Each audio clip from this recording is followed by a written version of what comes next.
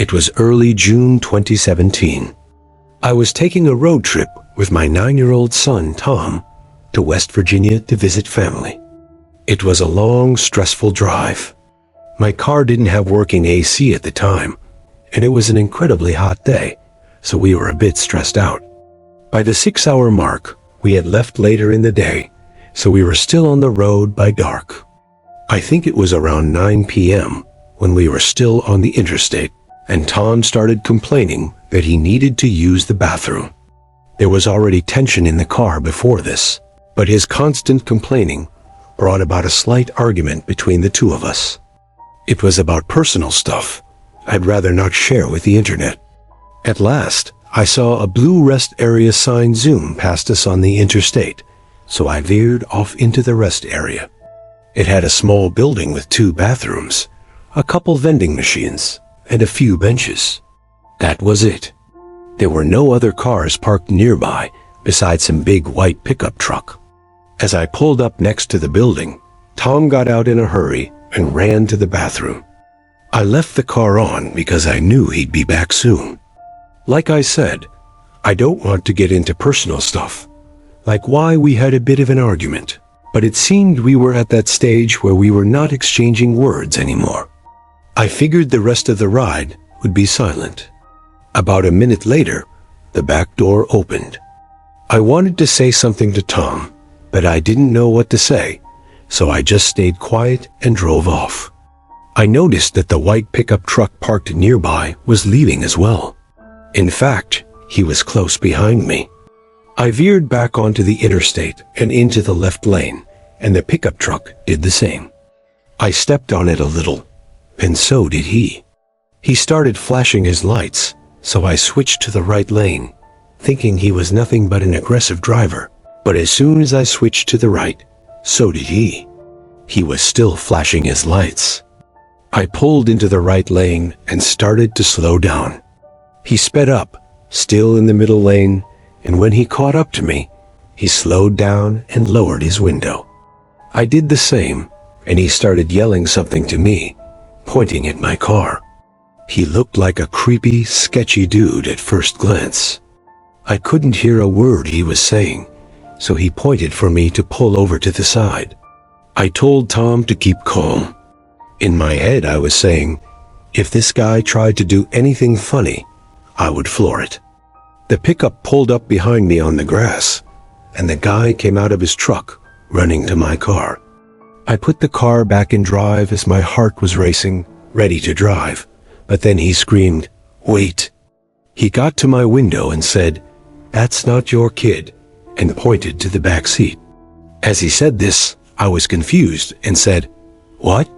He said, "That's not your kid that got in your car."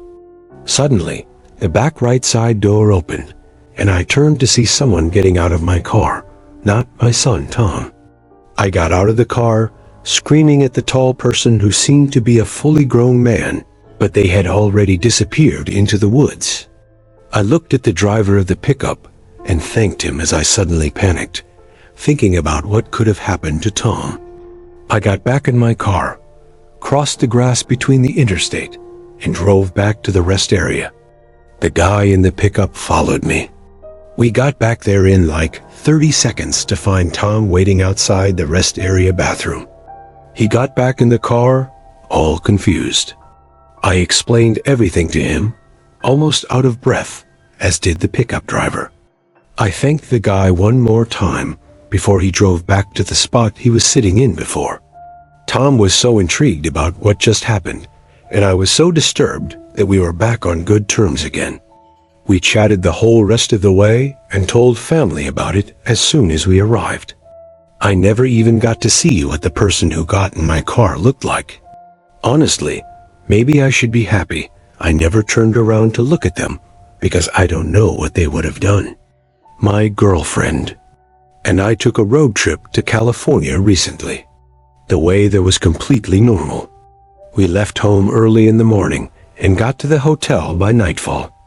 On our way back home, however, we left midday, and a majority of our ride was in the dark. The drive was about 10 hours each way, not including stops for food. We made 2 food stops. The first after about 3 hours of driving, then one more much later and deeper into the night. We got off the freeway at like 12:30 at night and went to the nearest Wendy's for food. We got right back on the freeway after that. I ate while I drove, which my girlfriend wasn't too fond of, but I just wanted to get home sooner rather than later. Shortly after getting back on the freeway, it started to rain. My girlfriend forced me to pull over. Now she didn't want me eating and driving in poor conditions. As we pulled to the side, it actually started to downpour.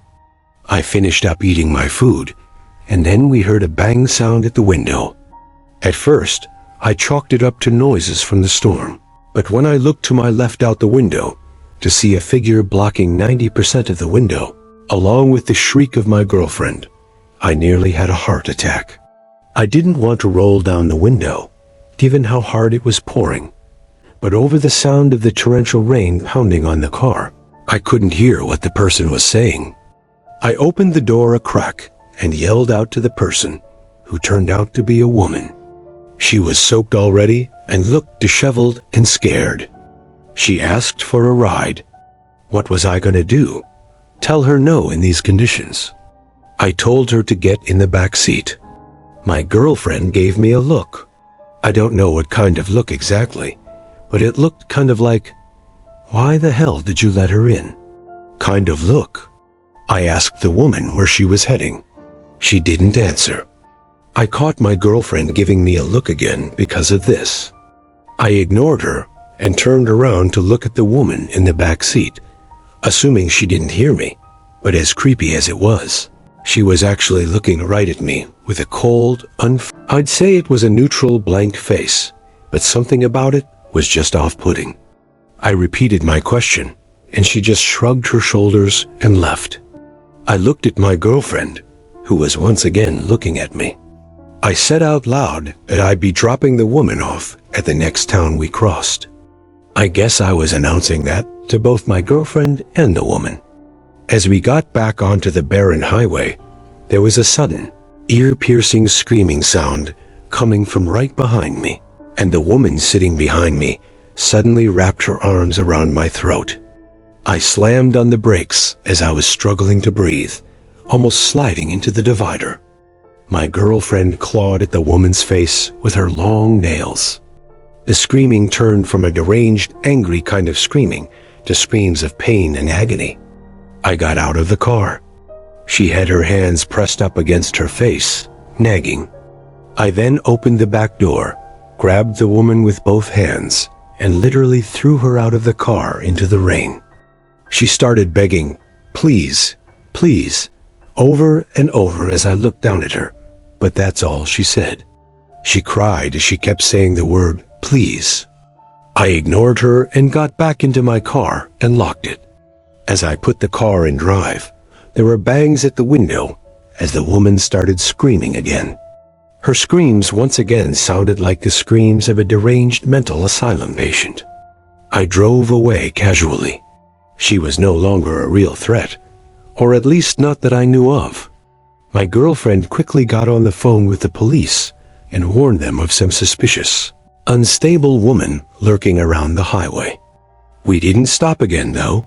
We went straight home from there, obviously a bit shaken up and whatnot, but I didn't want to be thinking about that incident for any longer than I had to. It was 2010. I was driving my Ford F-150 from my home in Pennsylvania to Georgia.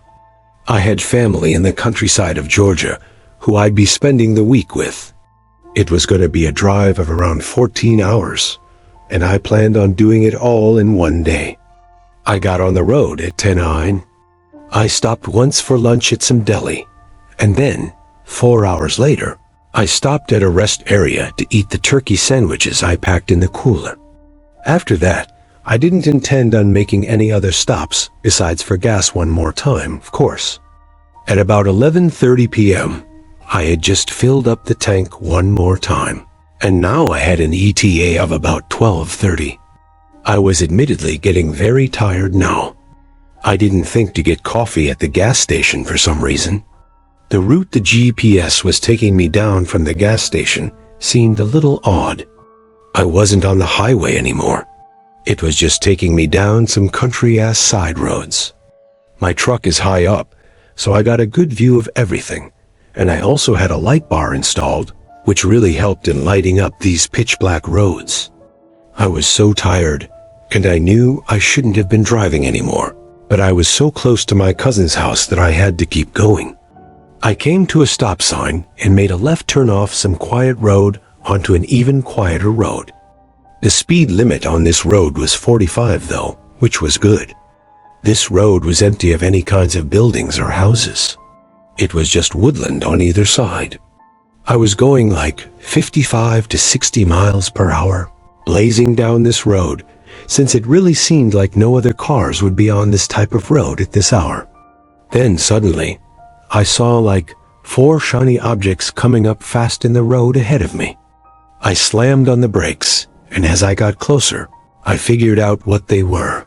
They were traffic drums, like those big cylinder traffic cones. My truck managed to come to a halt before I rammed into the drums.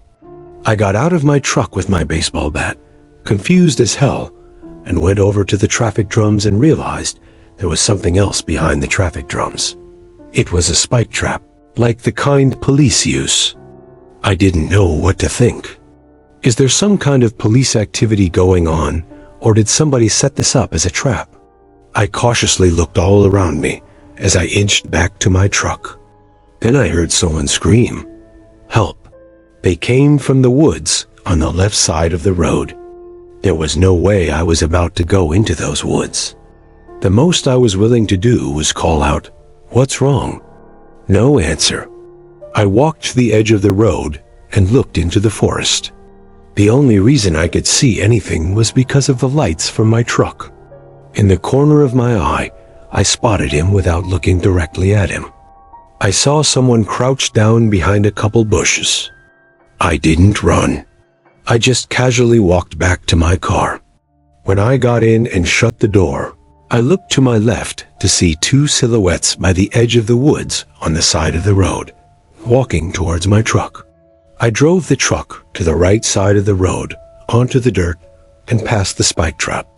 I don't think they anticipated me actually going around, but when I looked in the rearview mirror, I saw at least 3 silhouettes standing by the traffic drums, lit up only briefly by the taillights of my truck. A few seconds later, they were gone out of my vision and out of my life forever. This was not something I would have ever expected to happen to me. Nevertheless, I'm glad I made it out alive.